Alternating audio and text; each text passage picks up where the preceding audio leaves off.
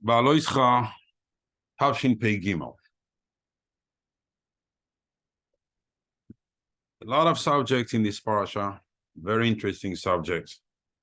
And I'm taking the last portion of the parasha, small parasha, that really very, very hard to translate, the pshat. And we're going to learn so much from it, so much in our personal life, and so many answers will be given to us through those few psukim. Many, many, many answers. It's going to shed light on a lot of questions we have. What is this happening to me? Where am I? What is this? What is the source of all this? All the darkness, all the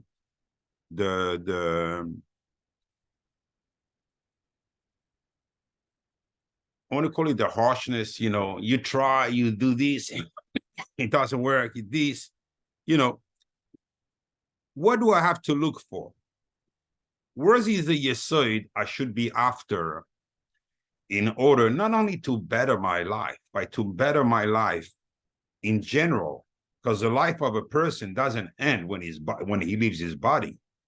It keeps on. So you want to, the intention will be to better the life in this world and in the next world. And we're going to see something, a mountain that basically passes in front of our eyes and never gets our attention. Let's go into the psukim.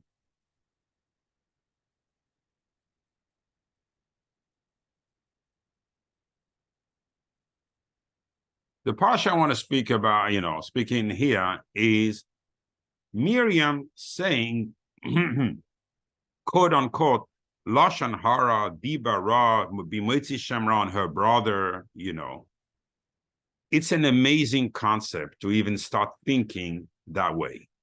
Why? Because Miriam was the one who endangered herself when she was 7 years old. She is the one who put her parents together, telling them that they're worse than Paro, because Paro was gozer only on the males, on the male babies. They are gozer on the males and females. And getting back together, the next baby they had is Moshe Rabbeinu. So the whole, the one behind Moshe Rabbeinu is Miriam. How can Miriam allow herself? She was the one standing by the Nile and looking at her brother, see if she could do something. She was 7 years old. She's the one who told Paro she was not scared to die. She faced him when he told them to kill the babies at birth. There's a whole midrash about an ongoing back and forth with Paro, and the mother said to Yocheved said to Paro, she's only a 5 years old kid, she doesn't know what she said. And Paro said, he didn't want to lower his covered revenge from a kid. But she had a big mouth. She was not scared to stand for Emes v'Hakadosh Baruch Hu. She would give her life.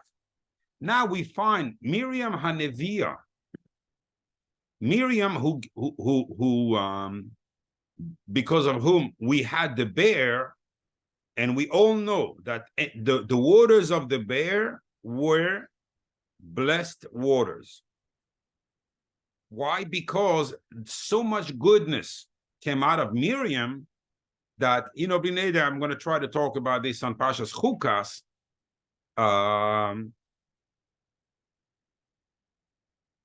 The Sgula, even the Mekubalim in Tveria, they drink from the Kinneret because the bear of Miriam is in the Kinneret. And anyone who drinks from it opens his head.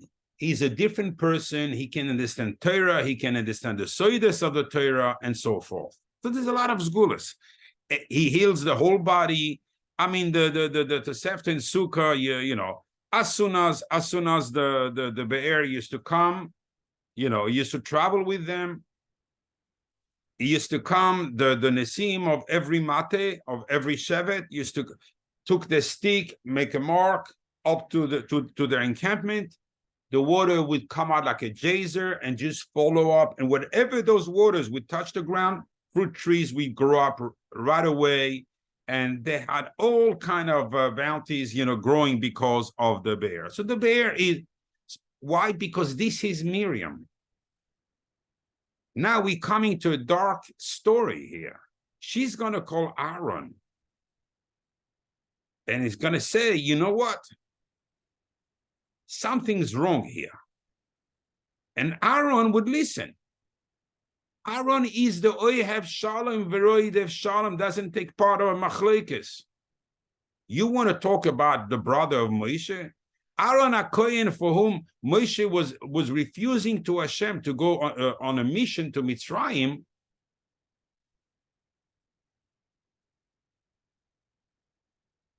Why? Because he was worried that Aaron would be jealous. He was the oldest. He was 3 years older than him. Hashem told him, don't worry. He's not going to be jealous. In the contrary, he's going to have simcha for you. His heart will rejoice about your greatness. What Rashi says there from the Midrash, Hashem says, a heart does not mekane, has no kina, but rejoices for someone else, even his brother, younger brother. I want the choshen to be on that heart. That's how Aaron HaKohen deserve to have the choshen. In other words, when a person, simple little things, not great things, but genuine, people don't know about it, and you're doing genuinely, it has a tremendous effect, and they bring tremendous reward. So this very Aaron is going to take part of this story. They're going to speak about who? About Moshe Rabbeinu. This is unexplainable. Moshe Rabbeinu, the one that never lived for himself, the one that told HaKadosh Baruch Hu, Mechenina misifrecha asher kasafta, erase me from your book. I don't care if I have noilam as a noilam haba. Don't heed the Jews. Don't punish them. He stood. Chazal say, when he took down the luchas, and he, as we said in previous shirim, and he came down on the mountain, ran away with the luchas because he wanted them on earth. He told HaKadosh Baruch Hu, he was still speaking to HaKadosh Baruch Hu. He says, what tiny do you have on the Bnei Yisrael? He says, they did Avodah Zarah. So you know what Moshe Rabbeinu said? It says, Kol HaKoyes kilu oyeved Avodah Zarah. He took the luchas, boom! He said, HaKadosh Baruch Hu, I'm the first one you have to take now because I was oyeved Avodah Zarah. So if you have a din on them, you should start with me. It's not only words that he has said. Moshe Rabbeinu was through and through, you know, in a full, I mean, emes la'amitoi, as trustworthy, as honest as possible.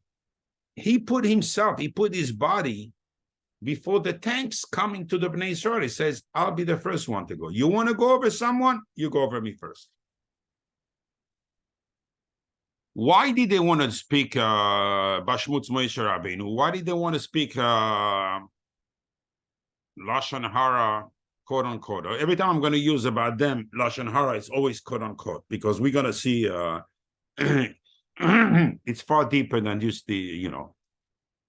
Oidois regarding. First of all, this is superfluous in the pasuk. He could have said "Vatidaber Miriam ve'Aaron beMoshe ve'Isha Kushis al oidois." You're never going to find these words in the Torah again, and it's missing a vav here. You know, interesting.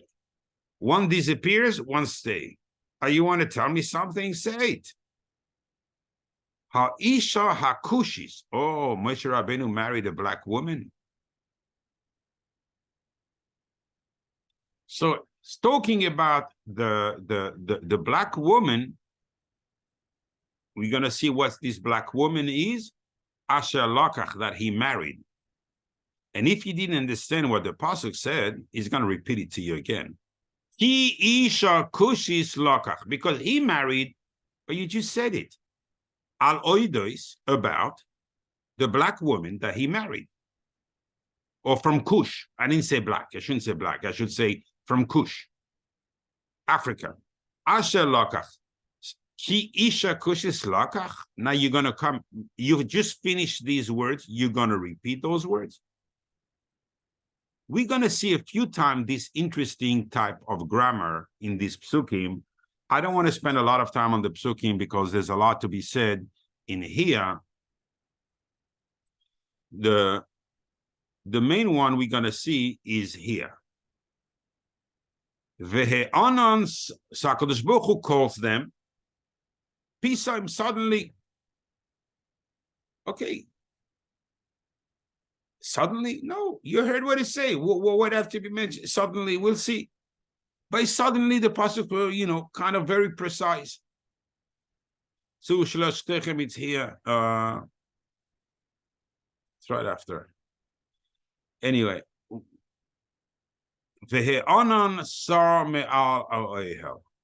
When they come, they were in the Oyhal Moed, the Onan that was on it took off. Vehine, and behold, Miriam Itzeras Kashaleg, Miriam had a tzeras like snow. Pay attention now.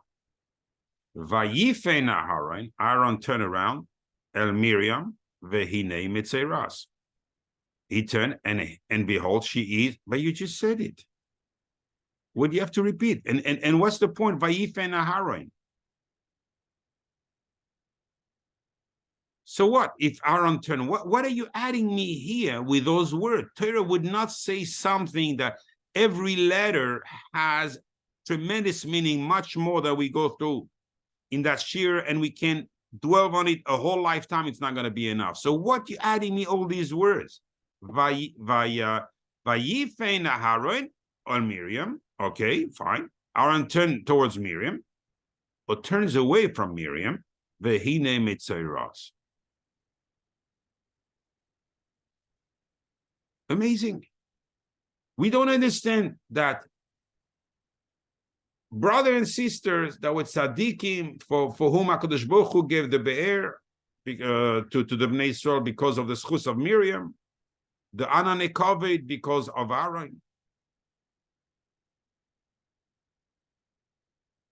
And in Devarim, HaKadosh Baruch Hu says one mitzvah asay.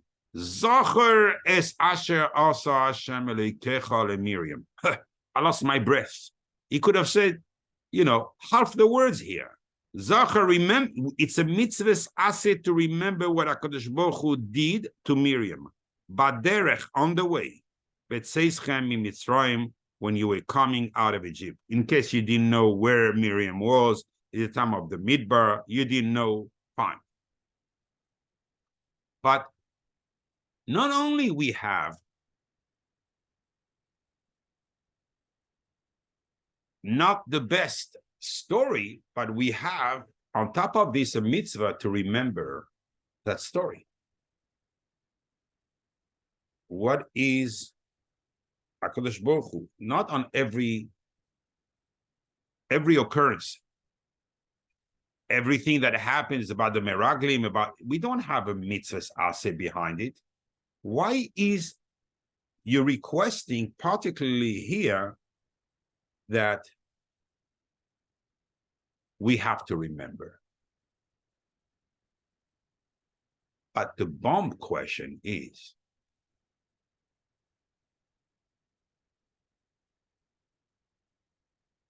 Al Chazar from the Gemara in Erchin to the Ari HaKodesh, to the Zohar, to someone, that the two people at the same level. the one who says Lashon Hara and the one who's Mekabel. Why? Because if you were not here, he would not speak. He would have no one to speak.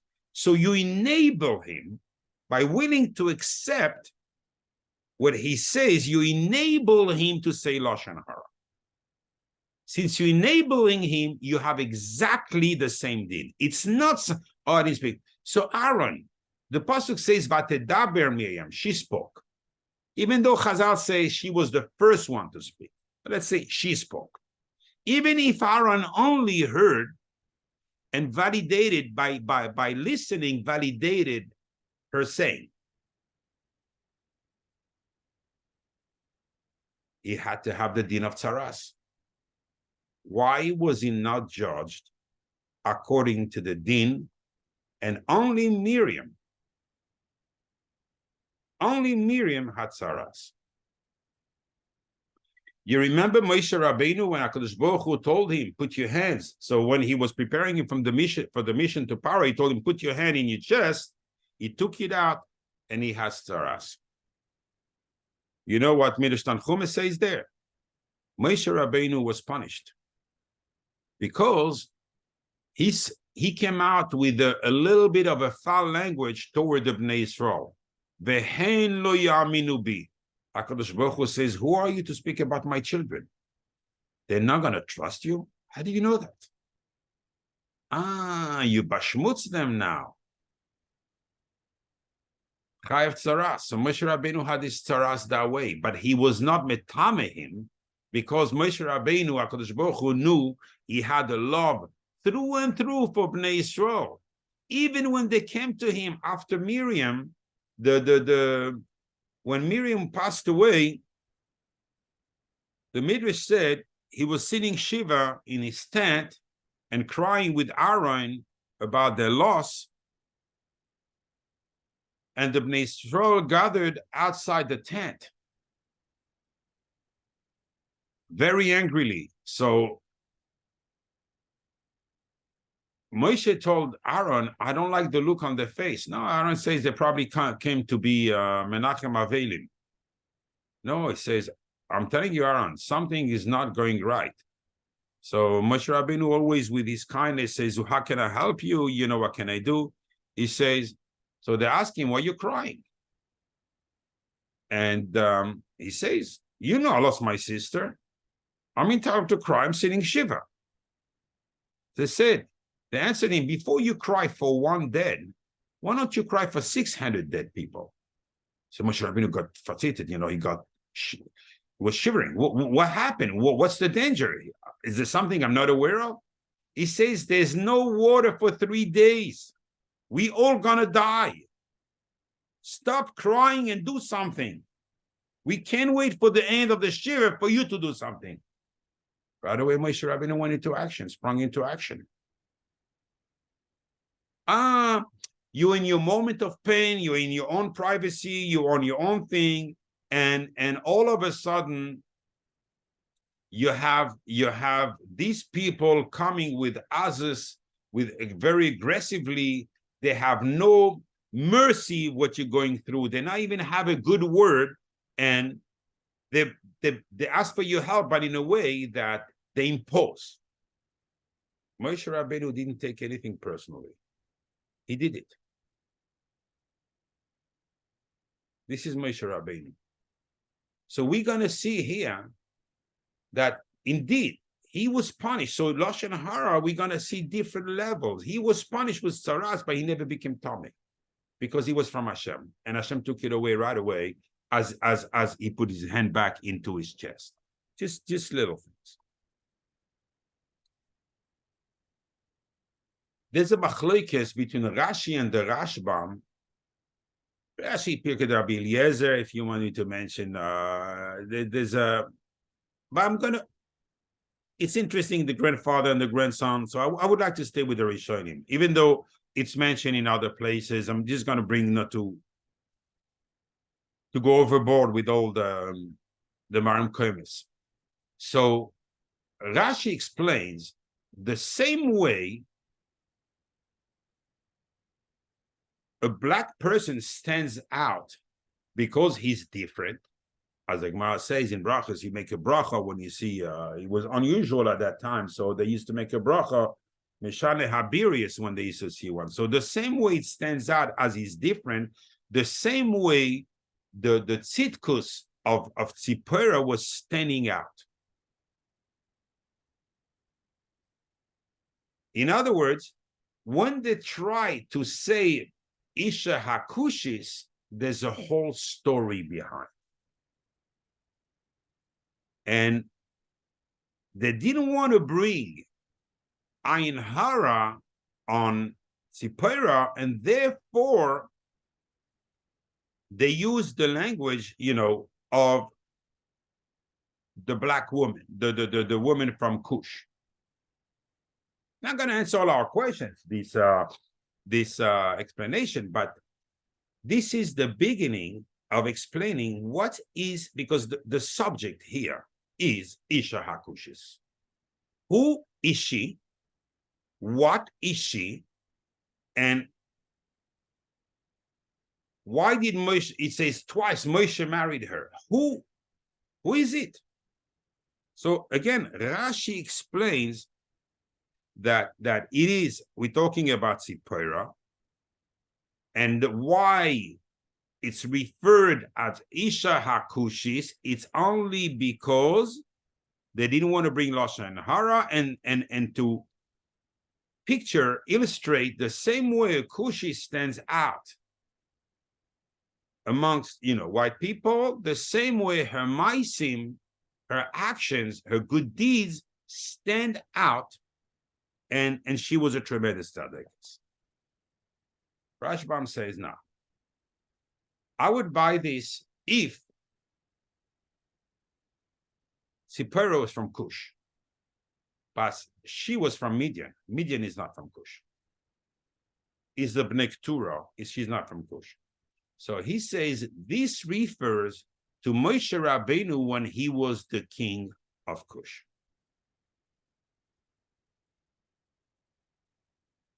So the Ari HaKadosh brings that story in a little bit. There's a midrash. It's called Divrei Hayamim LeMoshe. In Sefer Hayasha, it's brought also in short, but I want to take it and tell you the story behind the story. So now you're going to see already, I'm going to shed a big light here. Moshe Rabbeinu is facing a big issue. HaKadosh Baruch Hu tells him, name me 70 Dayanim in the Sanhedrin. Moshe Rabbeinu cheshbons, I have 12 tribes. If I do 6 per tribe, it's going to be 72. So 2 tribes, 2 Shvatim, are only going to have 5. But this is going to create a machlokes. Why by me 5 and by the other 6? There's a preference here and everything. So he didn't want to make a machlokes. So Moshe Rabbeinu did not know what to do.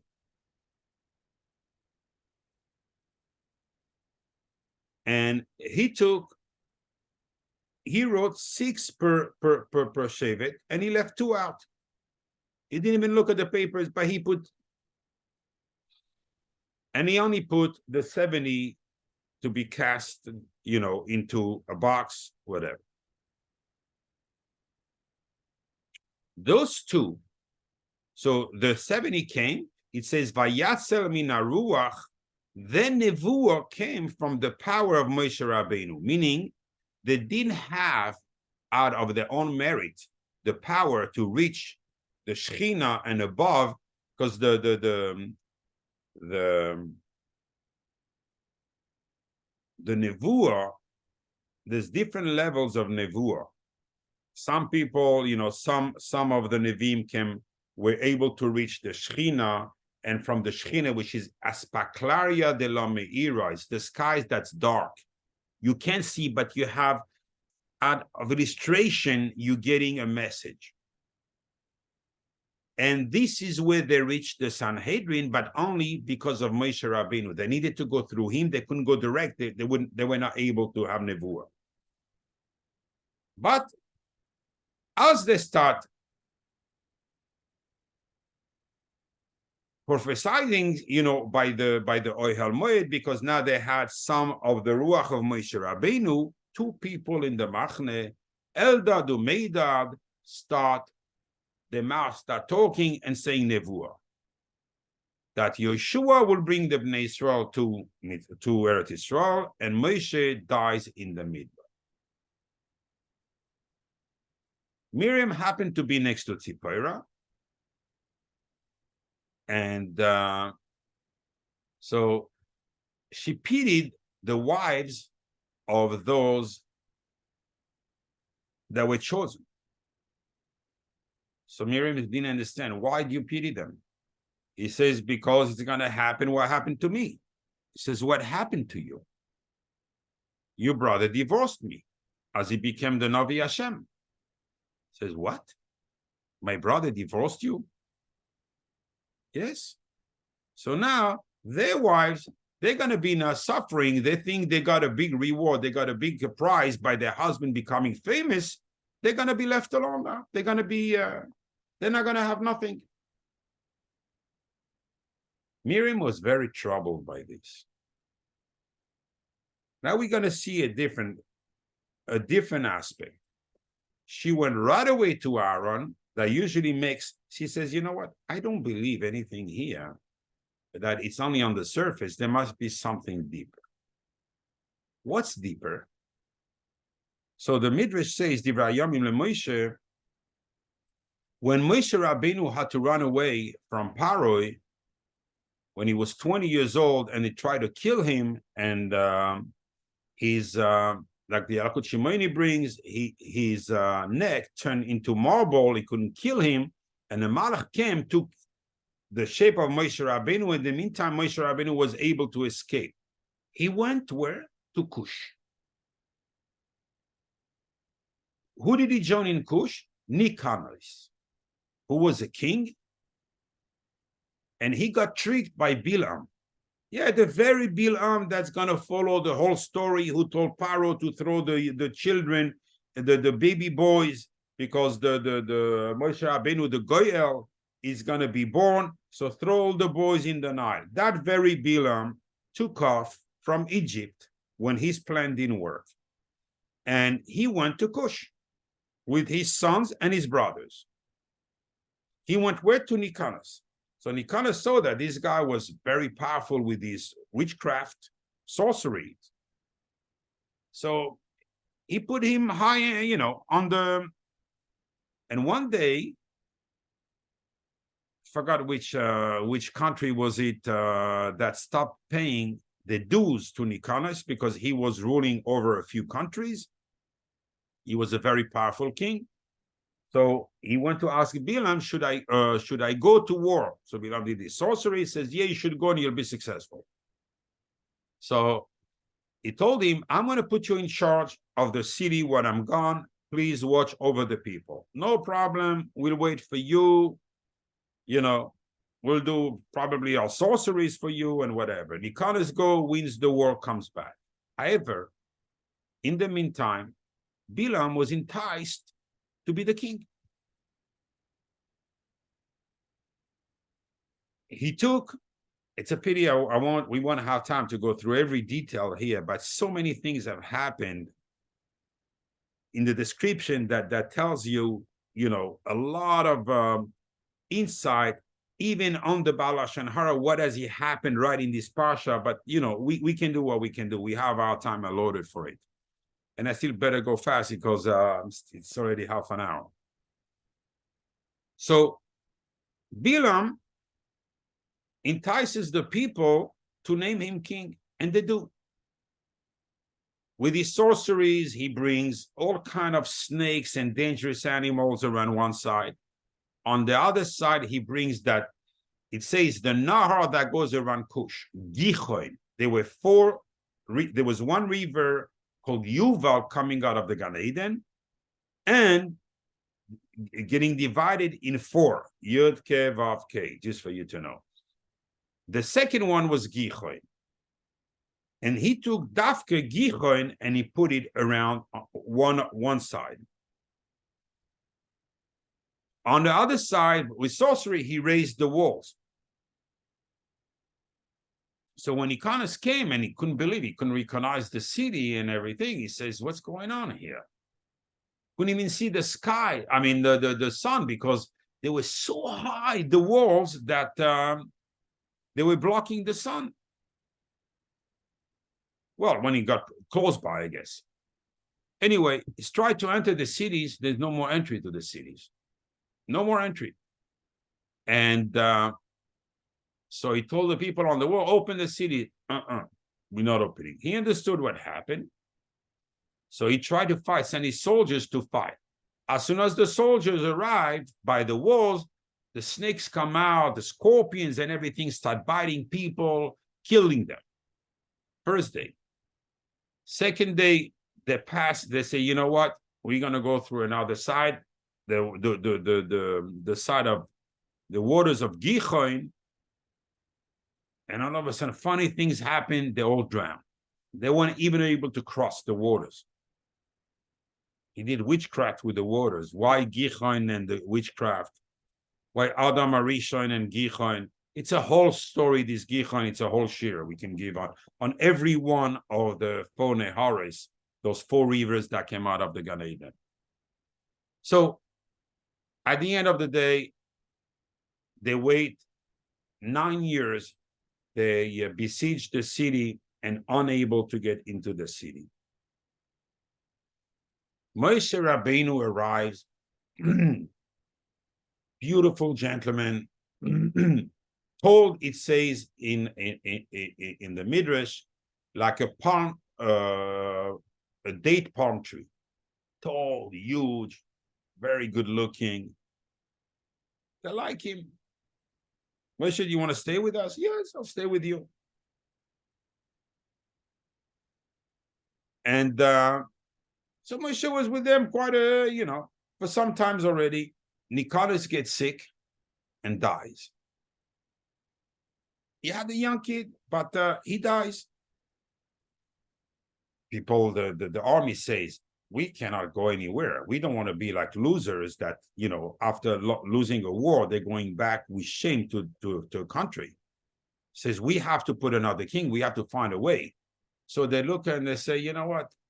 This guy looks so wise. Everything he says is so wise and he's so strong. And he has that aura around him. He's a king already. Let's make him king. They all throw their claw. They build a stage.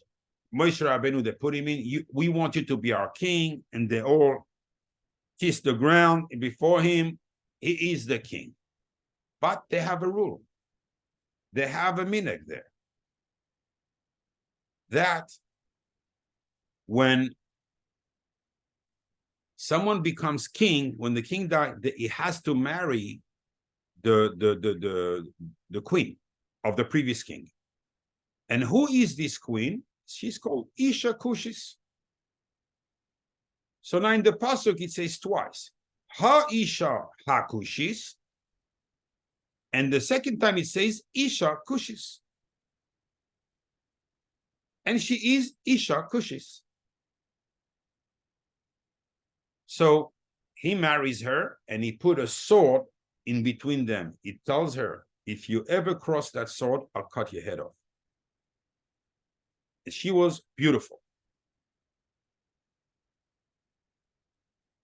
So Moshe Rabbeinu, at the end of the day, somehow married Isha Kushis. Now we find something tachlistic here that really matches the words of the pasuk, to which even the Riyah Kodesh in Likutei Torah, in Shar Psukim, points to it. And he mentions that midrash. That's actually, I found a midrash. Very hard midrash to find. Only on Sephari you could find it. So, and you had to go great change because, you had no Marmokim in this.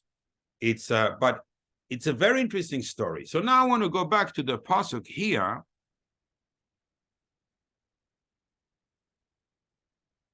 As I mentioned before, so here you're going to realize, let's take a different color.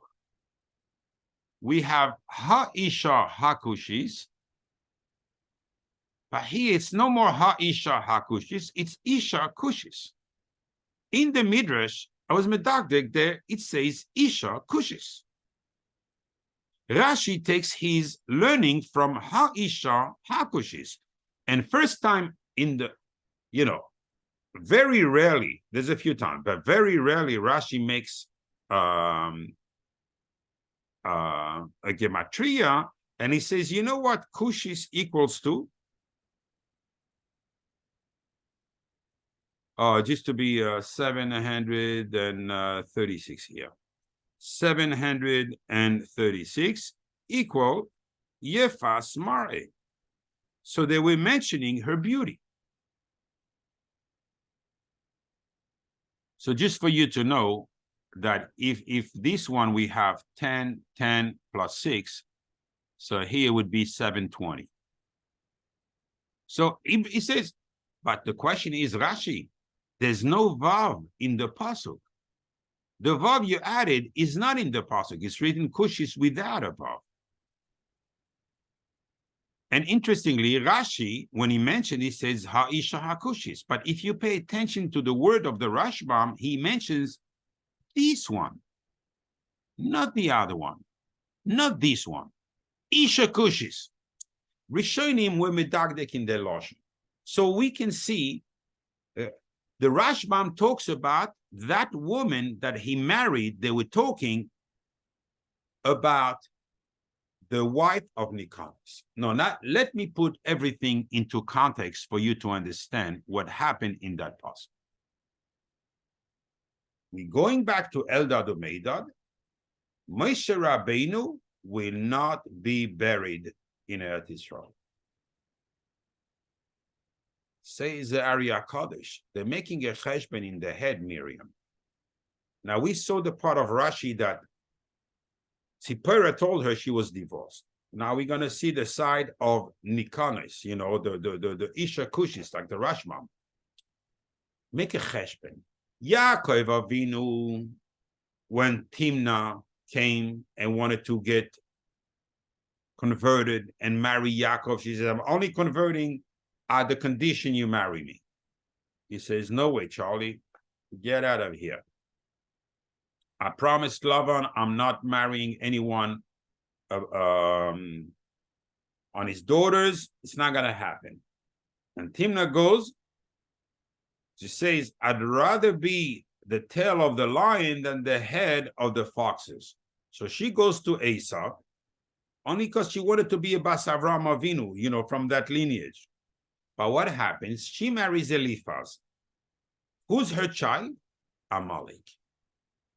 Says Daria Kodesh, this was a punishment to Yaakov Avinu. He should have married her. He should have megayer her. But that also is three shiur in this. The whole inyan of Yaakov and Timnah, what's hidden behind this, I'm just going to touch you, give you a little paint for you to have an understanding, because it's connected to Tzipora, the Maaseh. So Yaakov was facing that.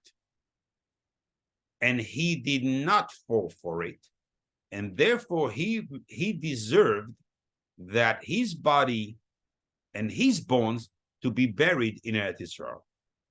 Yosef HaTzadik, who had a little bit of a problem because he had the zera coming out of his fingers.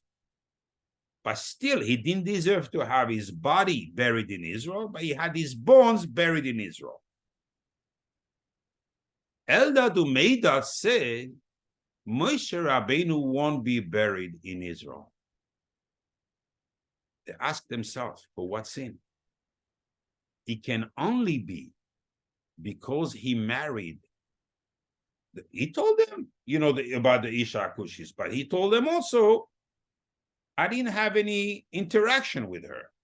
He says, Since we see that deserving to be buried in Israel is related to the bris, to the woman, to the Maaseh with the woman, by Timnah with Yaakov, by Eshes Potiphar with Yosef, then he must have fallen for the Isha Hakut, the wife of Nicholas.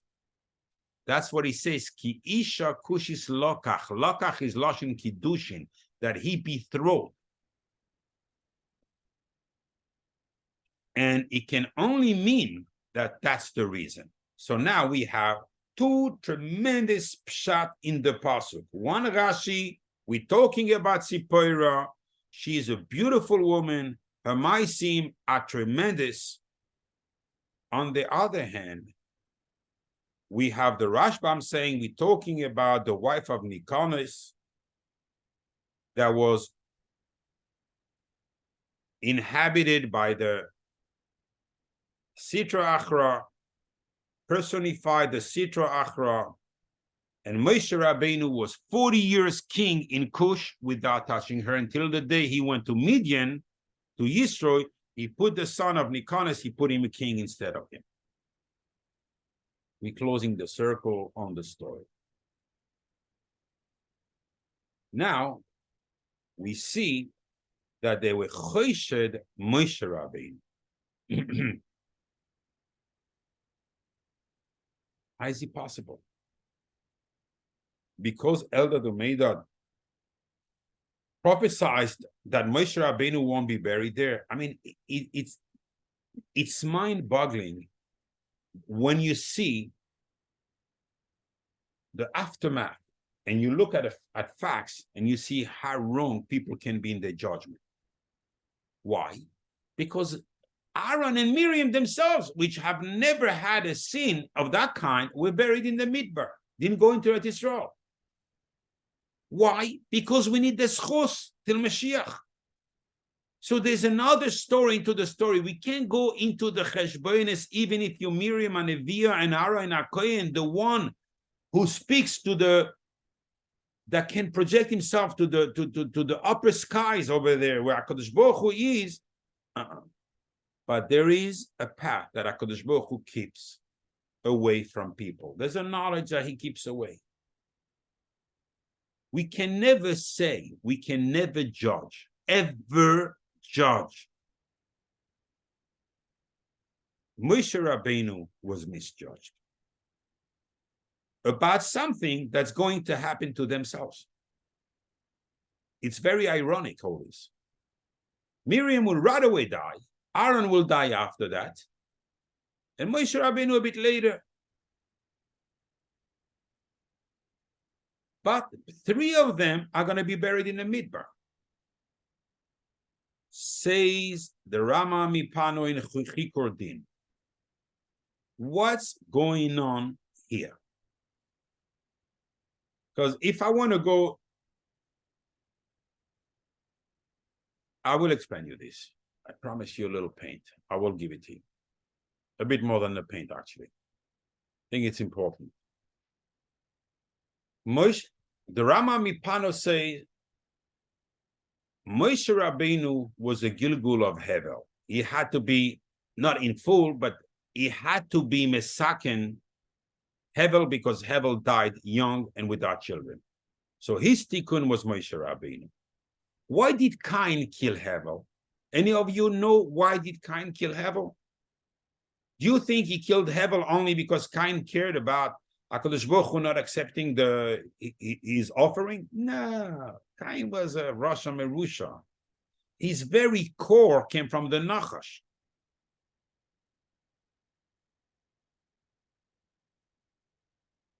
Very tempted to tell you this Nachash Zohama, but I don't want to go out of subject.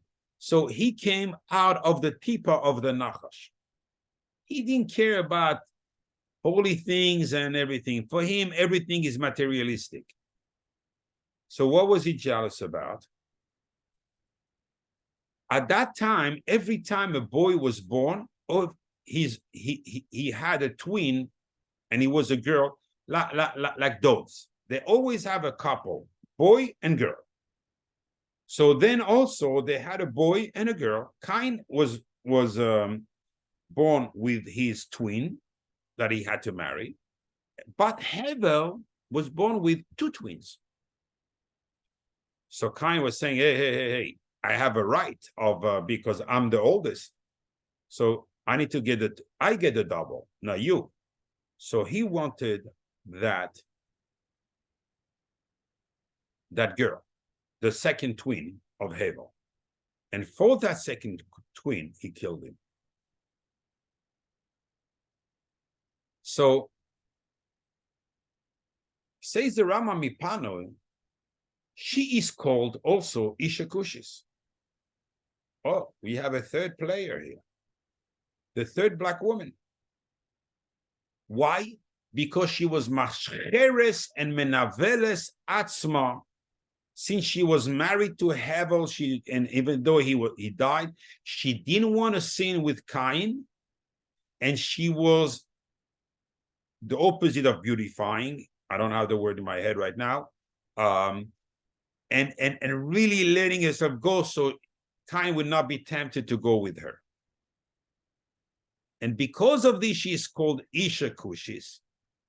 And she deserved tremendous thing. What? She deserved to come back at the time of the Bnei HaElohim, when these two angels went and said bad things to HaKadosh Baruch Hu about people. When HaKadosh Baruch Hu saw that the people were at the end of Parshas Bereshis, when already the door of the Mabul was starting and doing all kind of and misbehave. So these two angels went to HaKadosh Baruch Hu and said, "We told you, don't create the men." HaKadosh Baruch Hu turned to them. HaKadosh Baruch Hu doesn't like these things, people using their mouth, having a foul mouth. So turns to them and he tells them, "Oh, because you think you can do any better." He says, "For sure. We go down there, we're going to turn the hearts of the people, tell them about HaKadosh Baruch Hu, and so forth." So HaKadosh Baruch Hu throws them on the ground, and as they approach the ground, a body grows on them. Right thing. First thing they do on the ground, they see the woman. Right. It says in the pasuk, they feel tempted, because as soon as you have the flesh, you're getting the flesh, which is the flesh of the Nachash, automatically you're tempted by materialistic things. And they get tempted. Shamchazai was the name of one of them. He saw a beautiful, beautiful girl, young girl, and he told her, "Please listen to me, come with me." She understood. She looked at him, she says, "I will listen to you at one condition." I says, "You know the Shema Mefoirash." At that time, even the Goyim were speaking Lashon HaKodesh. There was only one Lashon, only Lashon HaKodesh. So he says, "You saying the Shema Mefoirash and you fly to Shamayim. If you teach me the Shema Mefoirash, I'll be your wife." So the Shamchazai says, "Sure, I'll teach you the Shema Mefoirash." Already he's ready to give all his religion, everything, as long as he can make a bit of money or get a girl. So he teaches her. She says the Shema Mefoirash, she flies before Hashem. Malachim see her, a human coming to Shamayim, they wanted to kill her. Hashem says, "No, she's pure." So Hashem says, "Speak." So she says before Hashem, "Hashem, you know that I'm running away from sinning before you. And I don't want to sin. Please don't throw me back to earth." So Hashem says, "Since you have done such a tremendous act, you sacrificed yourself." This Maaseh is brought down in Yalkut Shimoni. Can remember the Remez, it's the beginning of Mem Dalet in Bereshis. Since you have done such an act, you're going to be put in the skies, in the stars, and it's the Mazel Besula. Her name was Istahar. And she is, her Gilgul is Sipora. So now we see already something going on here. So Moshe Rabbeinu is Hevel. Tzipora is Istahar. Istahar is the Teoima, the twin of Hevel. So we see Hevel remeeting, his wife by by right that because of which he was killed. However, says the Rama Mipano, that woman that he married, Moshe Rabbeinu, the wife of Nicanos, the Isha Kushis, when he was king, was also the Gilgul of Istahar. But it was not the good of it, the dinim. And Moshe Rabbeinu should have married her. Wow. Okay. We started with the pasuk when supposedly it's only speaking. So basically what Miriam and Aaron say, the point today was correct. The point is that they came out of concern for Moshe Rabbeinu. However, what came through their mouth, even though it's the pure truth, but it's belittling Moshe Rabbeinu. We'll see what happens. But just want to summarize right now a little bit so we don't get. However, Moshe Rabbeinu is facing a Gilgul that's his wife, his original wife. Can we prove that story in the pasuk?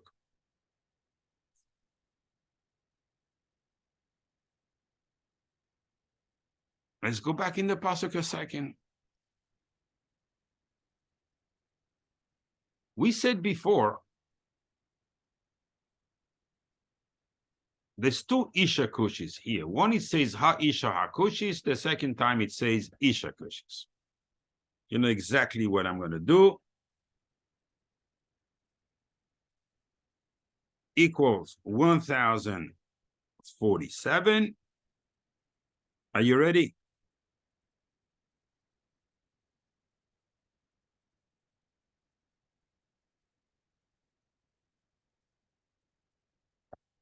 The words of the Rama Mipano, the words of the Ari, the words of Rashi inside the gematria of this. Let me give you the visualization so you know how to read this. Is you know the other one. Yeah. C by Ra. Here we go. That's the Isha Hakushis. Indeed, Rashi took it from here. Now we're talking about Tzipora.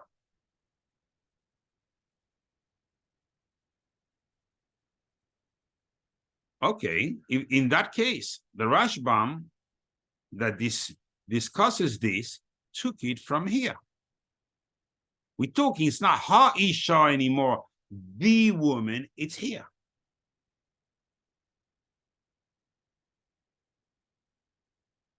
This equals to 1036. Equal Eshes Nikanos. Mind blowing, yeah? Sorry. Zoihama. Here she is. Now you see two Rishonim discussing the Pshat in the Pasuk. In other words, both of them agree that there's two women that are called Isha Kushis. One is Tzipora. One we're talking about the Isha, the wife of Nicanos. Now, their discussion in the Pasuk is which one were of concern to Miriam and Aaron. According to Rashi, and we'll see why, it's because he divorced her and Aaron is the Shalom Bayis expert. He can put them back together. We see nothing wrong so far in what they've done. Still, they're going to be punished. And we don't understand why, but we will. On the other hand, you see the Rashbam focuses on the second Isha Kushis, which is Zohar, the wife of Nicanos. Why? because they focus more on the Kedusha, and entering Eretz Yisrael, someone who was poigem on the bris cannot be there, cannot be buried there. And that's the reason he's not going to be buried there. So they wanted to find a way to be Mesaken Moshe Rabbeinu in order for him to deserve to go into Eretz Yisrael. In other words, again, it's out of concern. By which concern supersedes the other is the discussion.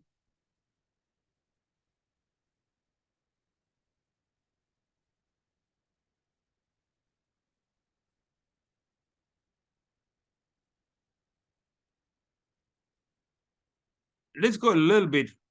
I didn't want to go there, but let's go a little bit deeper. I tell you, this is extra in the pasuk. Let's see what the pasuk is hiding here. So we have a reading in their mind. I asked a question before and said it's missing a vav. Yes, it's missing a vav, the vav of connecting. What connection we missing here? This equals 411. Equals Yud-Ke Vav-Ke and Shechina. Basically, something in middle of Shura, go back. Yeah. Something disconnected, Chas v'shalom, the Kutsha Berichu Shchintei. That's what it says. It tells us it's missing a vav. Please look, every time it's missing a letter, sometimes you see chamishim without yuds, you know, there in that pasuk, right there is something, a secret. Aha. So this is what the concern is. The pasuk is telling us those words to tell us that they came mamish as we speak, as we explaining, out of concern. Now, but they don't realize that those very things, the Choshed, Moshe Rabbeinu goes about him, the word we said last week about the Baal Shem. Whatever Hashem shows you on someone else is in you. Hashem doesn't make it that you should see something bad unless you have a reason to see it because it's in you. You know that pasuk, Tamei Yikra. That's the pasuk we say to a Metzora. What is a Metzora? He had to come, if there were people in the midbar passing by, he had to say, Tamei. He had to say it himself on himself. To warn people not to defile themselves because of the tumor of the Metzora was such a great tumor. They're gonna fall into it. But by bad mouthing Moshe Rabbeinu, there will be, it's not full Lashon Hara. Obviously, that's the vote of the Rabbeinu Bachye this week. If already it's a nothing of a nothing what they've talked. I'll take a few minutes after that just to add you on Lashon Hara what happens. But most of what happens to a person, a dibur is worse than a maaseh. People think, nah, I'm only talking. It's nothing much. I'm not doing nothing. The Tana de Belial says, what is worse? Someone who comes to his friend with a sword, or someone who comes with an arrow, shoots an arrow. He says, obviously, the arrow. Why? Because even if he extends his arm with a sword, he has, if he has a change of heart, he can stop the sword. However, once the arrow is thrown, there's nothing you can do. It's going to reach its target. There's nothing you can stop. That's why Lashon Hara is compared to arrows. And a little bit more, I'll go a bit later. So now here, we see that basically they're suspecting Moshe Rabbeinu from making a pirud a dissociation between HaKadosh Baruch Hu and the Shechina, and with this they're gaining Tamei Yikra. But we still don't see where Aaron got it. But obviously, if Miriam is Chayev, he is Chayev. And this is what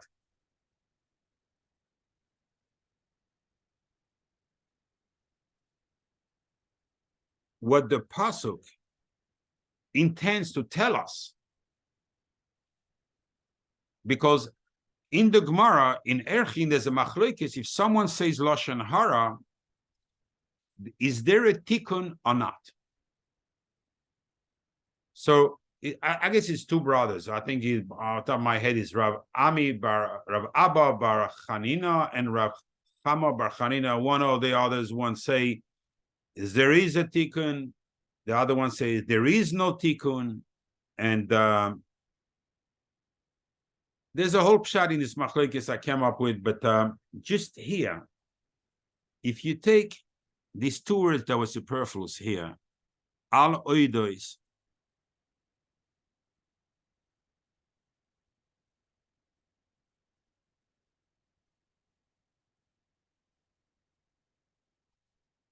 I forgot to say, it's 511, because al is equals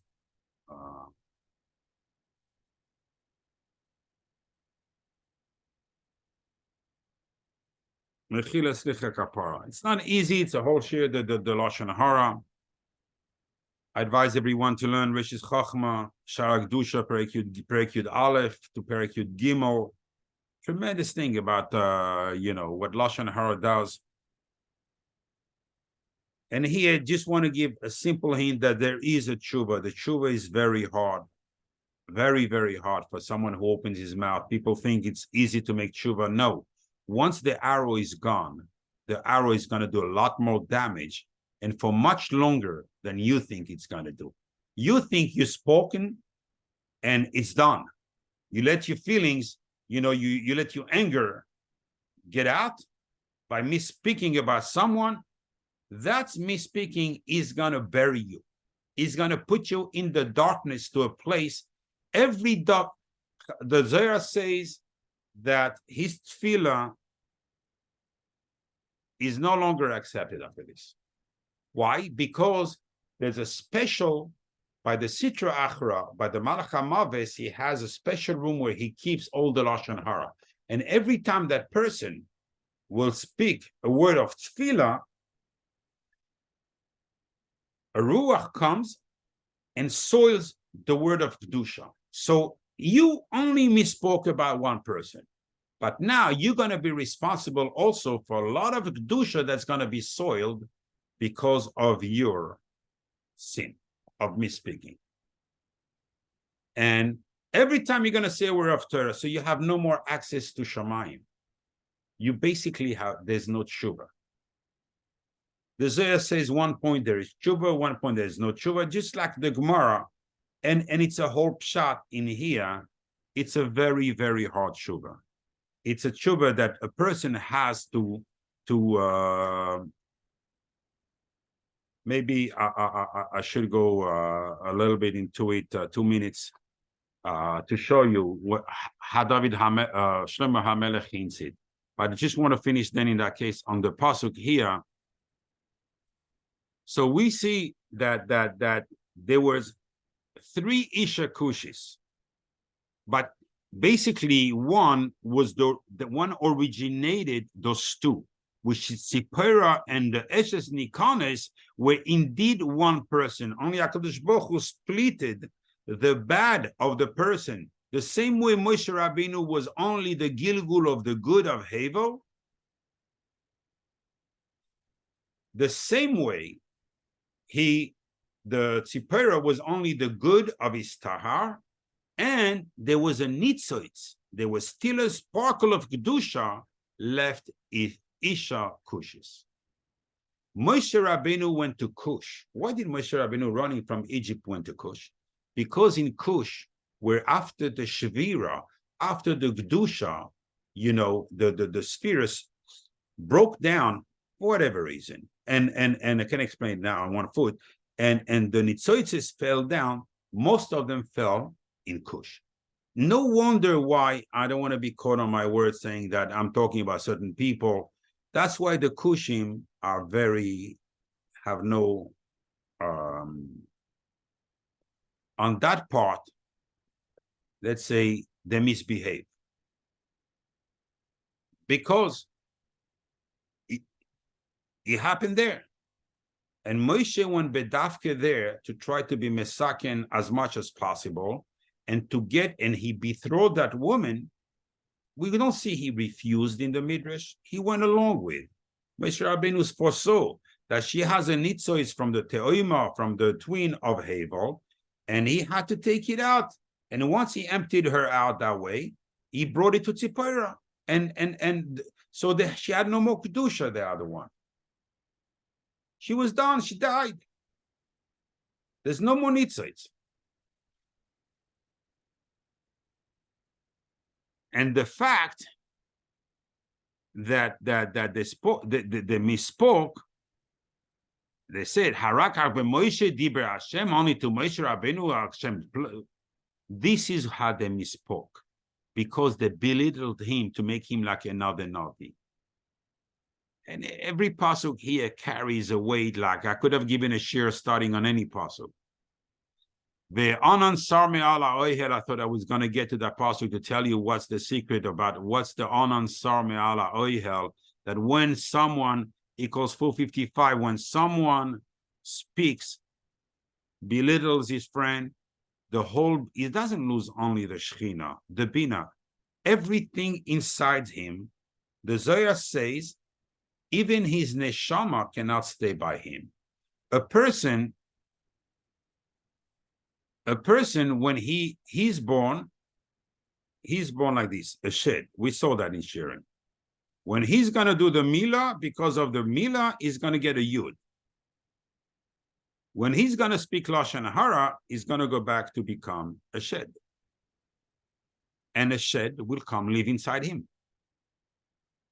His neshama is going to be gone. There's going to be no more Kedusha whatsoever inside him. Everything that he's going to do is going to go reinforce the other side. That's why Pirkei Rabbi Eliezer says, and lo chelek la'ilam haba, forever is going to be in punishment. There's no chelek la'ilam haba. The Zohar says in one place that he's doomed, but on the other place says he has to make a tshuva that is a tshuva. In other words, it's a hard tshuva for someone who misspoke. But I guess the Torah tells us the mitzvah of remembering the Maaseh of Miriam for that very purpose. We asked at the beginning of the shir, why did we have that mitzvah? Zohar, remember. Why should I remember? Because remember, there is a tshuva. Al oidos, mechila, slicha, and kapara. There is, even with the lashon hara. A person who's in the darkness should watch his mouth. This teaches us, and the Zohar says it extremely clearly in Zohar Chalas in Shir Hashirim. In Shir Hashirim. You see, when the person lost the Yud, he lost the bris. In other words, he can't even keep his bris Kaddish anymore. He's going to be faulting. A person can only keep his bris if he keeps his mouth. His whole kedusha of the person is talui in the mouth. If person sees Yisurim, that's why a person should make himself, Chazal says, like a mute person. A person that can speak. Even David HaMelech, even on, says the Chida HaKodesh, even on Rishaim that you're allowed to speak about, don't allow your mouth to even come out with something bad. Because that's going to come to haunt you.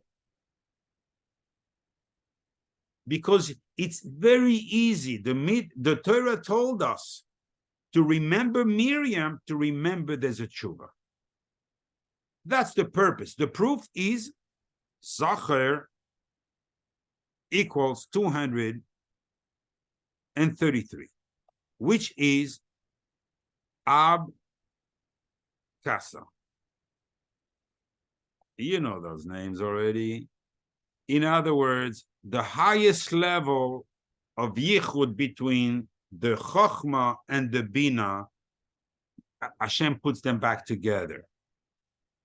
If I had time to drill the psukim, I would have showed you how far HaKadosh Baruch Hu, he goes on the t'nai he made with Maaseh Bereshis. In the world, as it is, there is no tshuva for someone who's spoken Lashon Hara. The normal tshuva from after Maaseh Bereshis, in the Torah, there is no tshuva. HaKadosh Baruch Hu has to go back to the t'nai from before Maaseh Bereshis in order to bring up that tshuva for that person. That's how far the nace of this is. Just to show you what it is, Yud K Vav K Aleph Hey Yud K. In other words, it's the Yud K Vav K with the Yudin, filled up with the Yudin. It's a Aleph Kehye with the Yudin. Even though when someone says Lashon Hara, even they go away from him. He has no more connection to Shamayim. He is just exactly a shed, nothing else. The Zohar describes how the Ruach Ra goes into him, the bad spirit gets into him and everything. He is worse than a goy. All the good maisim he does are all going to the other side. He's a goy. Shlomo HaMelech says, a pasuk, Bechesed ve'emes yechupar avain. Bechesed ve'emes, only with chesed and speaking truth, yechupar avain. The avain will be forgiven. Anyway, the yechupar avain here, I prepared it here. Where did I write it? Miloshni baseiser re'ehu, someone who says Lashon Hara in seiser, in secret, by seiser equals Lashon Hara with a kelo, 662. Lashon Hara equals 661. Every time you see make re'ehu baseiser, someone who hid his friend in hidden, I don't know how to say that. Baseiser means with, is going to be with Lashon Hara. In the pasuk, it's written Miloshni with the vav. And very interestingly, we have the Kari and Ksiv, even though there's no difference how to read it. Whether you read it Miloshni, even for Sfarim, is a Kamas, and the Shva, they're going to say O. So for them, whether it's a Vav or us, we're going to make a little bit of a difference if we say Miloshni or Miloshni. So, but it's still the same. Why do you play with me on this? Because this word like this equals 436 Yechupar Avain, to tell you that only with Chesed and Emes, Avas Yisrael, and only speaking truth, a person can be absolved from the Lashon Hara, he said. Since we have seen that Miriam, Aaron, and Moshe Rabbeinu were nichshal, the Torah doesn't come here to tell us, a story about something. Just come to tell us. If the three big shepherd that the Gemara say we were zoiche to them, we deserved, they were so big. It's a matana from HaKadosh Baruch Hu, have misspoken. Obviously, each one of us misspeak. And we have to put Gdarim. And life, everybody's life would change that just holding your mouth. Baruch Adonai le'olam, amen ve'amen.